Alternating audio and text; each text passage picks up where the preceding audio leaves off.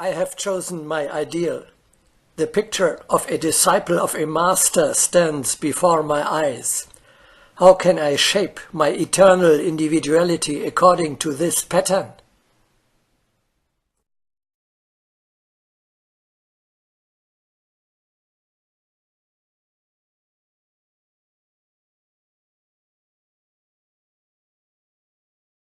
Man is what he thinks.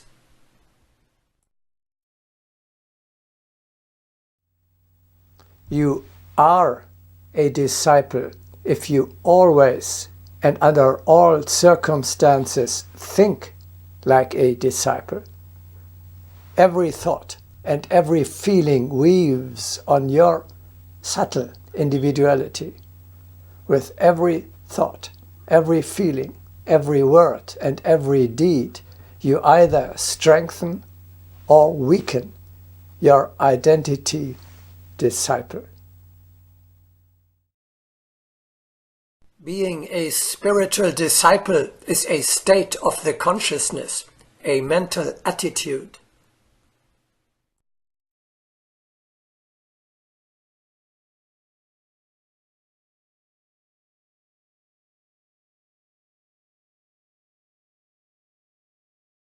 What does that mean practically? We come back to a practice which we have applied many times already.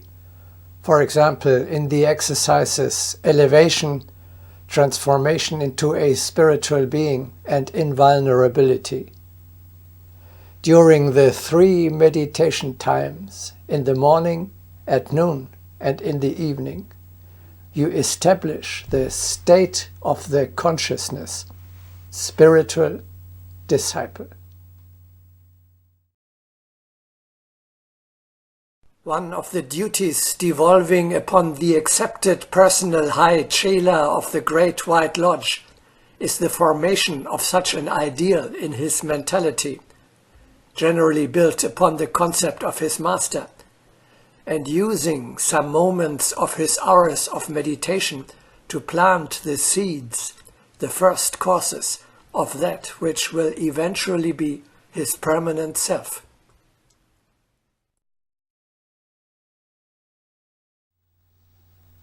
In the morning, you join the hierarchy and step in spirit before the teacher.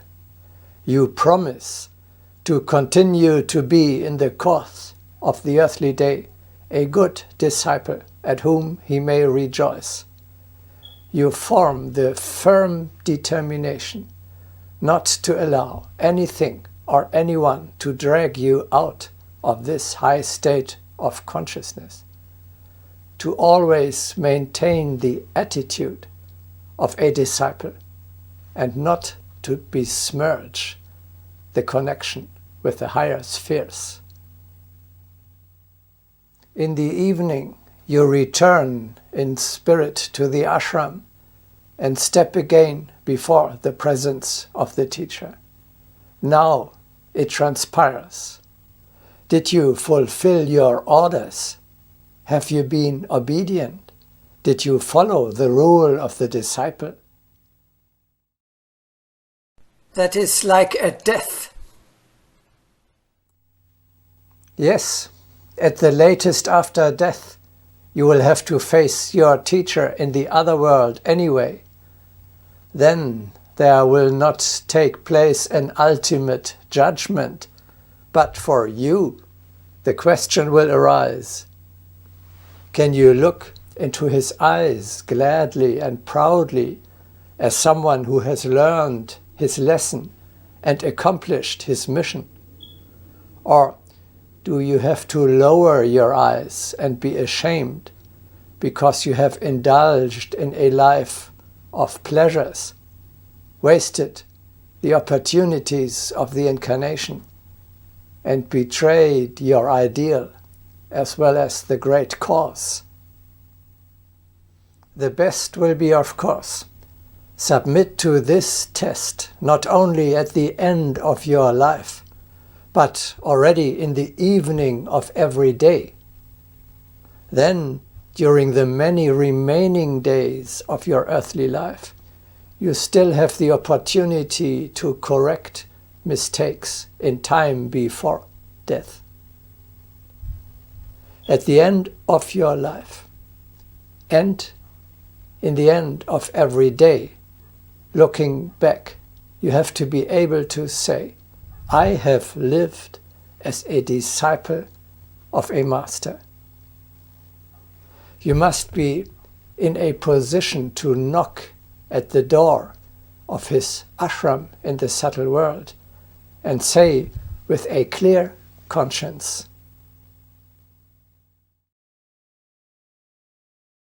Father, your faithful disciple is at the gates.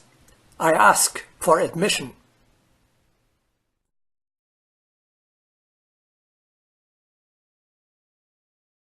On the tombstone of Alfred Haydock can be read, he was a disciple of Nicholas Roerich. Live in such a way that your epitaph as well may call you a disciple. This is the highest honor posterity can bestow on you.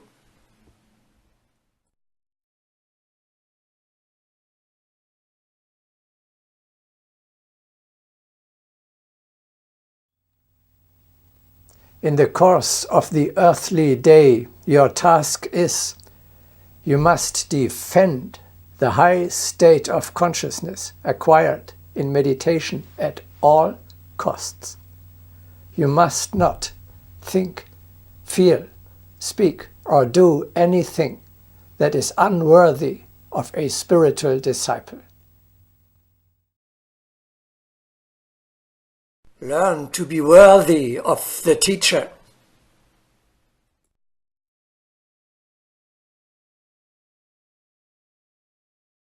The invisible spiritual truth of being a disciple must be stronger than the visible material reality around you.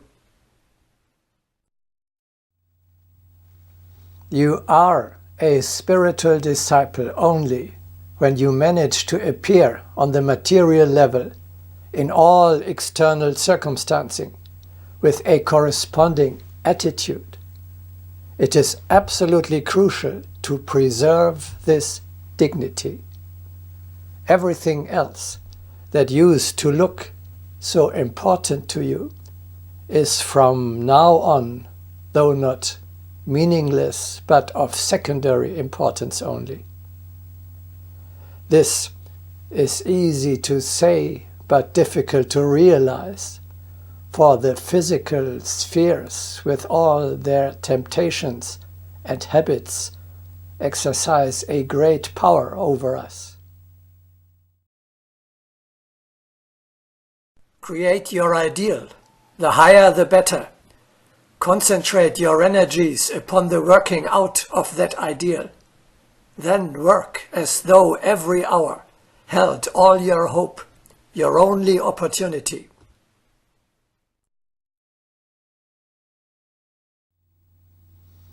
As long as you are staying at the feet of the teacher, even if only in spirit, it is relatively easy to preserve the identity of a disciple. But how does it look like in the world?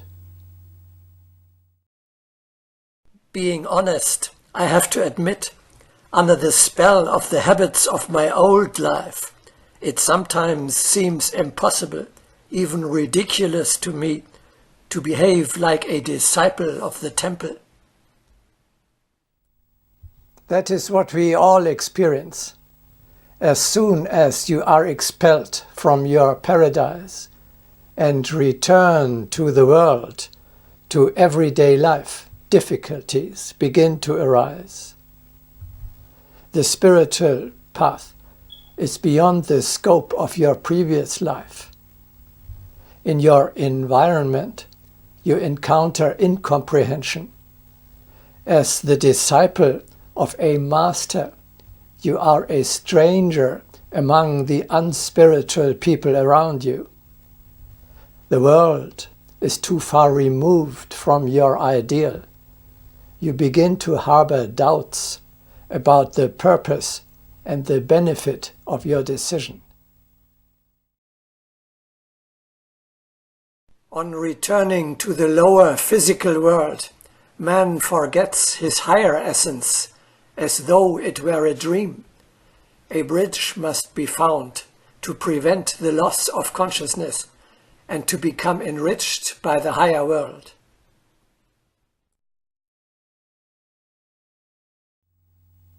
Now starts the fight. On the material level as well, you have to hold and defend against all attacks the position you took in the morning in the world of the soul. There is a place, an opportunity, and a certain goal for every faithful disciple in the temple of the people.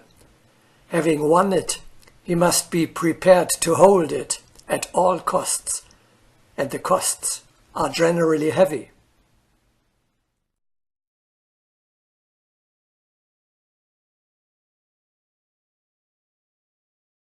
I would that every pilgrim of life, that every chela started on the path marked out for him, might see and seize his chance, the chance which comes but once in any single life, to take and hold a point of vantage, such as I have limned.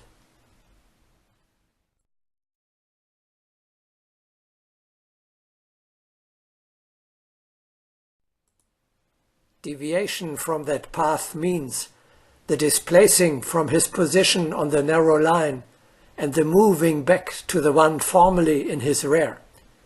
It means that the one who has held that position was not strong enough, had not gained sufficient amount of that power of endurance, stability, self-control, fidelity, and guardianship to hold his own indefinitely, even though he had won it.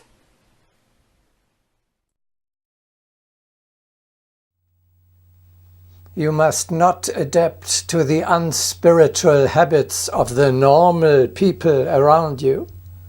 From a disciple, a member of the hierarchy, more is required. His life is governed by higher laws. The ancient Romans used to say, quod licet bovi, non licet Jovi. Cattle may do what gods may not. Turned into the esoteric, that means a disciple of the Brotherhood is denied much of that what others may allow themselves. At least at the 3 meditation times in the morning, at noon, and in the evening, you are in the state of mind of a spiritual disciple.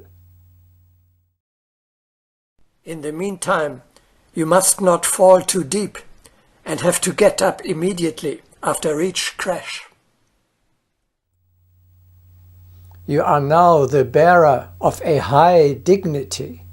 As a sign of that, clothe your spiritual being with an invisible toga, with a white robe of a disciple of the Masters of Wisdom. We shall talk about this exercise later in a separate broadcasting. Adorn your head with the invisible crown of a king of the spirit. Inwardly equipped with these 2 badges of your new position, you step out into the world. The others cannot see them, but they form your aura, and thereby one will sense what a high office you are now holding. Hold fast thy crown, lest it be taken from thee in the fire. The crown which thou hast won by unselfish service, by endurance, by loyalty and sacrifice. When the candidate gains the height of universal love and service, then comes the test as to his ability to hold that point. A rain of destructive fire descends upon him, and many hands of avarice, envy, jealousy, ambition, and selfishness stretch out to take that crown.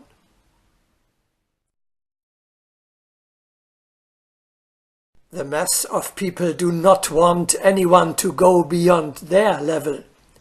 Therefore, the one who attains is a shining target for these forces.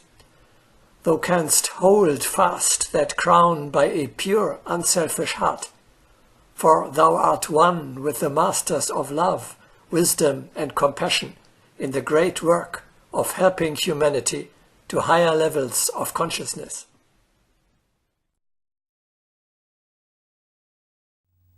Thus, what should be your dominant, your guiding thought in the world? I want to return to the ashram in the evening. That is it.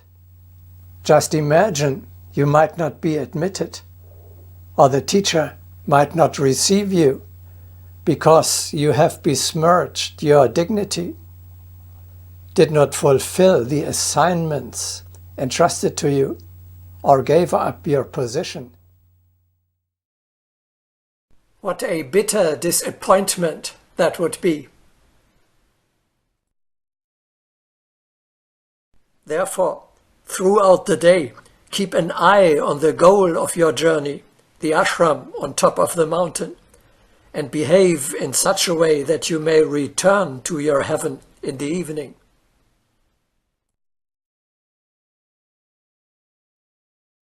Man should remember that his true stronghold is not on earth, and that all his earthly labors should be performed for return to the supermundane stronghold.